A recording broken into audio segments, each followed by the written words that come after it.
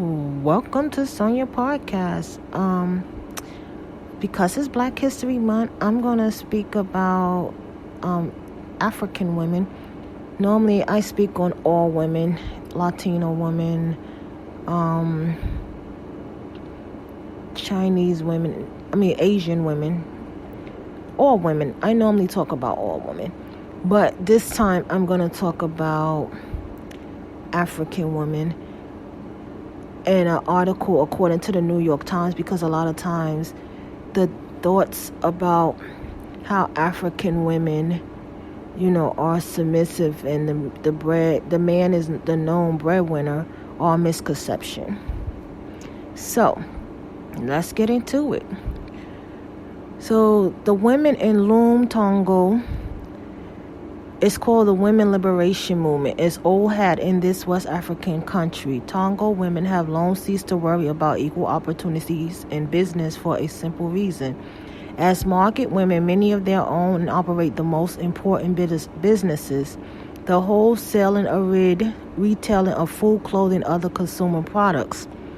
Holding a near monopoly in this trade, the Togolese market women had gained wealth, independent, and reputation for being ablers, wheelers, and dealers than their counterparts in Ghana or Nigeria. Most of the new buildings here and more than half of the higher priced cars are said to be owned by these women.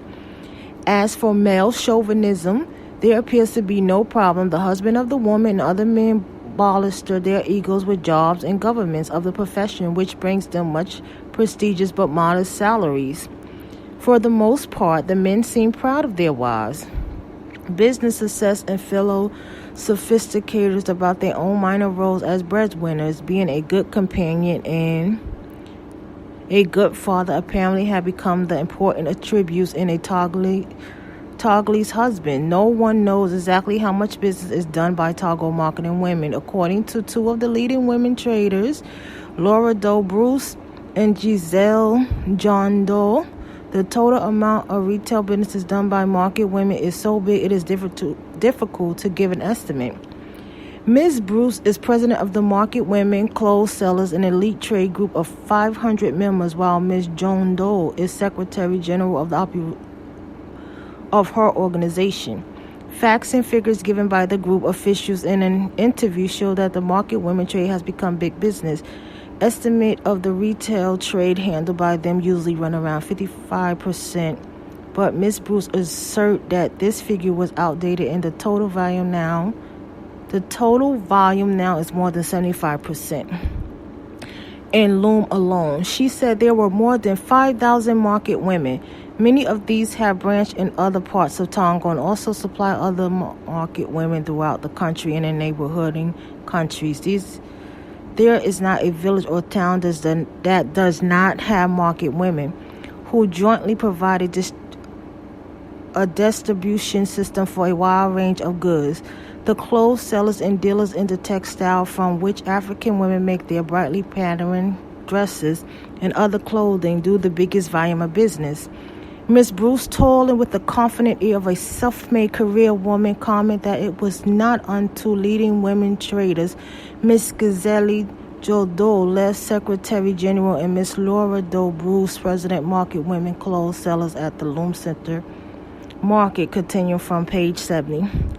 71% for one market woman to have a yearly turnover of equivalent of $540,000.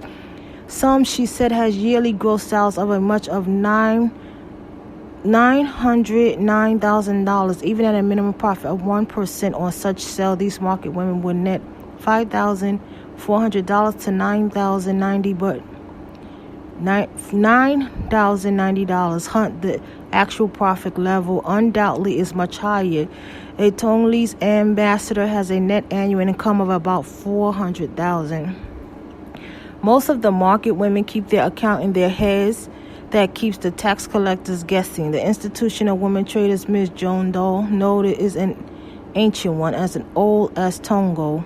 It probably began in a division of labor that made market trading women work. Women cultivated the family vegetable plot, raised chickens, and made clothes. Traditionally, they were entitled to keep for themselves whatever they gained from selling any surplus at markets. In former times, this was not a great deal, but with developments and a growing money economy, women traders have been able to turn their talents to greater profit. It is now too late for the men to change the custom, assuming that they could. The market women have been greatly aided by Togo traditional open-door trade policies.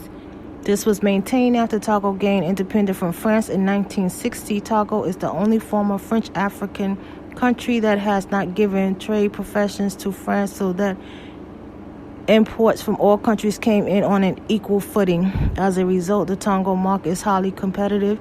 In addition to Dutch and Japanese print clothes, glassware from economists, China, and various household articles from other lands, Scotch whiskey, American cigarettes, and French perfumes can be bought here at bargain prices. Along with supplying the market women, the flow of goods also feed a brisk contraband trade with Ghana and Nigeria. Learning the market women trade, Miss Jodo said, begins at an early age, usually while a girl is still attending school. She herself learned from her grandmother and mother, who was traders, but there's also a trading bargain.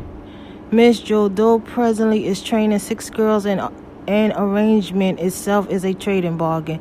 The girls receive no pay but do housework and work in shops in the market in change for their keeps and the experience that will enable them to start their own businesses one day.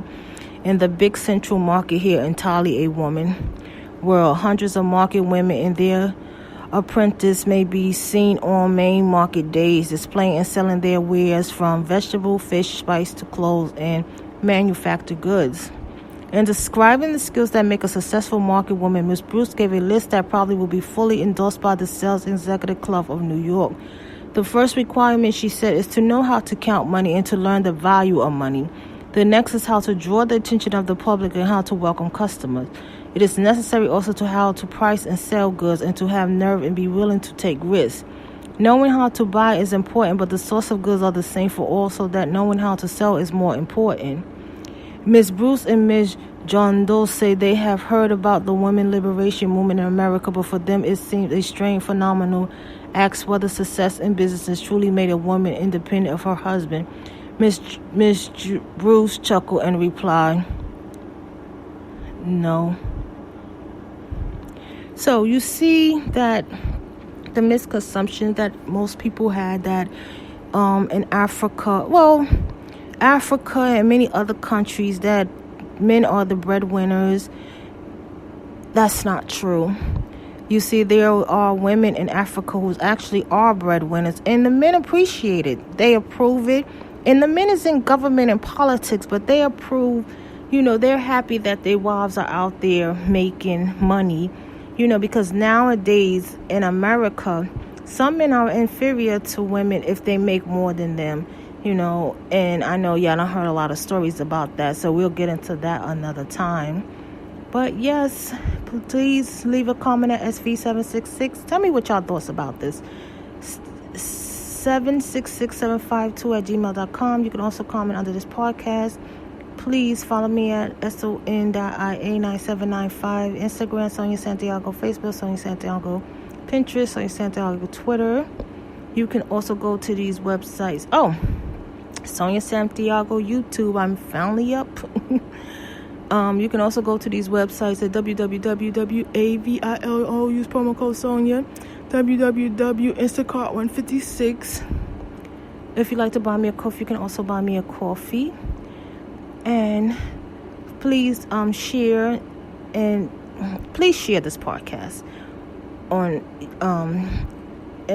Anchor, speakers, wherever you listen to your podcast at. I'm sorry, sometimes I get really sidetracked. I am so sorry. And much love.